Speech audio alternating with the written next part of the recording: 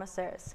And out of so much lighter news, it was a weekend filled with faith, fellowship, and a little friendly competition in the woods. Dozens of young hunters are given more than an opportunity to bag a big buck. Tammy Arnder has the story about the hunt for the gospel. You know, there's nothing quite like a fall morning in Northeast Louisiana in the woods. We're sharing our resources and the gospel of Jesus Christ, and we're taking kids that don't have the opportunity to hunt the way we do and our children do. We're blessing them with the opportunity to hunt very nice places, and then guiding them to doing the legwork for them essentially. Pray for her to come out.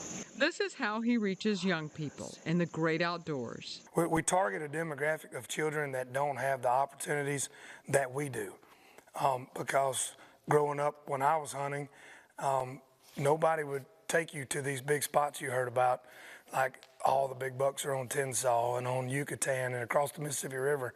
I could only dream of that. I hunted a 10-acre briar patch for weeks and wouldn't see a deer.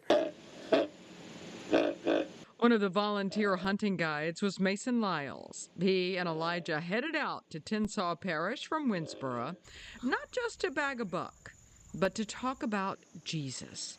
Because Lyles says even if these kids go to church, they may not always hear the message. Sometimes it's tough when you're young and you're sitting in the church pew and having to listen to the same stuff over and over. But this is what we made this weekend, are memories that are going to last a lifetime. These kids will never forget this. This is something that will impact them the rest of their life. And even if they didn't get much from it that day, they'll be able to talk back and say, hey, I was on the hunt for the gospel. And it's just going to create conversations along the road. So.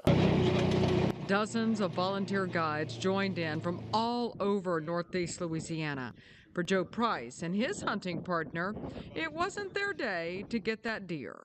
But there were still honey buns and conversation. You know, I hope they go home knowing that Jesus loves them and that we love them too as a community, and we're there to back them up with whatever they may need, whether it's hunting, Jesus, or, just know that they have a group of men and women that they can call anytime.